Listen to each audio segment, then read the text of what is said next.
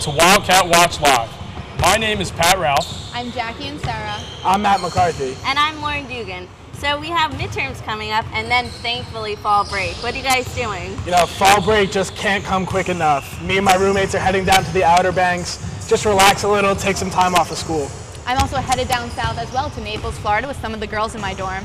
I'm really jealous of you guys. You guys are going down south. I'm going up north back home to New Jersey to spend my time at fall break at home. But before we go home or wherever we go for fall break, we need to cover some sports news for Villanova. And we're going to start first with football. And let's go to Lauren with the football. Thanks, Pat. Nova football is on a roll after heading up north to Arano, Maine last Saturday to take on conference foe, the Maine Black Bears. The Wildcats, running a 3-game winning streak after an opening loss to Temple, notched a sweet victory over Maine with a final score of 35-14. After the first 5 plays of back-to-back rushes, the Cats scored the first touchdown of the game with a 27-yard pass to senior wide receiver Norman White from redshirt freshman John Robertson. But within 2 minutes, the Black Bears got right back in the game, tying at 7-7. This was the only glimpse of hope for the Black Bears, though, as Nova took back the lead at 14-7 and continued their winning ways with 3 unanswered rushing touchdowns in the second, third, and fourth quarter. So if the team is on a roll, Kevin Monungai is definitely the rock. The sophomore running back rushed 192 yards out of the team's total 314, earning himself the 8th highest single-game rushing total in the school history. Also to shine was junior punter Mark Hamilton, blasting 7 punts for a total of 303 yards. After that performance, it was no surprise he was named CAA's Special Teams Player of the Week. The Wildcats now stand at an impressive 4-1 record. So now let's check over with Pat in Wildcat Soccer. Thanks, Lauren. This past Saturday at the Villanova Soccer Complex, the men's soccer team battled to a 1-1 draw against the Bulls of South Florida in their Big East opener. Despite giving up a goal in the 66th minute, the Wildcats will respond in the 84th minute when sophomore Hayden Haar, who entered the game as a reserve in the second half, netted his first goal of the year on a glorious header to tie the match up at 1.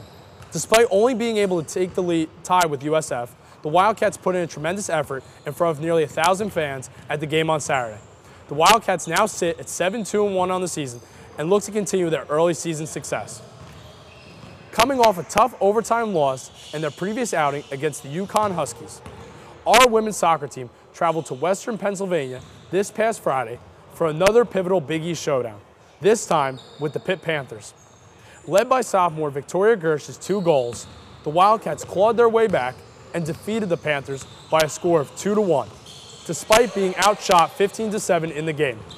Trailing early in the contest, the Wildcats tied it up in the 30th minute when Gersh found the upper left corner of the net, and later took the lead when Gersh put in a beautiful corner pass from freshman Haley Wilson at the 52nd minute. The win improves the Wildcats to 3-2 in Big East play and puts the Wildcats in prime contention for the Big East Championship. Now, let's go to Jackie for some tennis and for some cross-country news. Thanks, Pat. It was the fight to the finish for our men's tennis team at the St. Joseph's Fall Invitational last weekend. 2 double pairs would go on to reach the championship match, but both lost by a slim margin. The pairs of junior Thomas O'Brien and sophomore Kelly Donaldson, and junior Ryan Payton and freshman Chris Seitz, both were defeated in the end by Delaware and Drexel respectively, both losing with a score of 8-6. Despite these defeats, freshman Max Levine took on teammate sophomore Michael Rosengren in the flight final. The 2 Villanovans battled it out until Levine came out with the victory, winning 2 straight sets of 7-5 and 6-4. Great job, boys. The men's cross-country team did an unbelievable job in the Paul Short Run this past Friday. Sophomore Samuel McEntee, senior Matthew Mildenhall, and freshman Jordy Williams all finished in the top 9 out of 332 runners in the gold race. These amazing times helped the Wildcats win the overall championship with an accumulated score of 69 points that dominated the other 37 teams. Congratulations, Wildcats. Although the women's cross-country team did not win their overall championship, they came out strong in the race. Junior Nikki Akonde came out 8th out of 360 runners, and senior Summer Cook finished in the 29th place overall. Keep up the good work. Now let's head it on over to Matt. Thanks, Jackie. Villanova's volleyball team started this week's games with the annual Jam the Jake event with their first home game in over a month. they took on Rutgers University. The Wildcats defeated the Scarlet Knights by set scores of 25-16, 25-21, 23-25, and 25-21 to snap a 6-match losing streak. Mariah Henley led Villanova's defense with a career-high 34 digs and was one of 4 Wildcats in double figures for the evening. Villanova continued on its winning ways on Sunday with a 3-2 win against Seton Hall University here at Jake Nevin. After splitting the first 4 sets, Villanova entered the 5th set determined to get a win. Following a Villanova timeout, the pendulum momentum seemed to swing back in the Wildcats' favor as freshman Gabby Pedikokis registered her 7th kill of the match, which started the match-ending run, which would ultimately end with Lauren Carpenter nailing down the final 2 points and claiming the win for the Wildcats. Villanova ended the weekend 7-10 and 2-2 in Big East play. Villanova's field hockey team played 2 crucial games this past weekend as they began their Big East play. They tried to snap a 4-game losing streak that has been plaguing them for a few weeks now.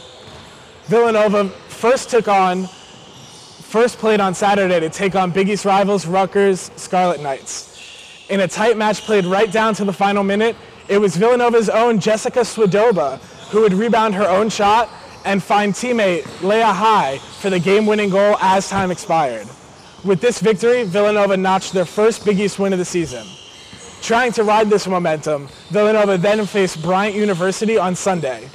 In a case of deja vu, as Villanova was looking at overtime, they took advantage of a fast break, and Kayla Kenny dribbled down the field, threw the ball on net where Jessica Swadoba was waiting, while she tipped the ball past Bryant's goalkeeper and scored her 2nd goal of the game, which claimed victory for the Wildcats.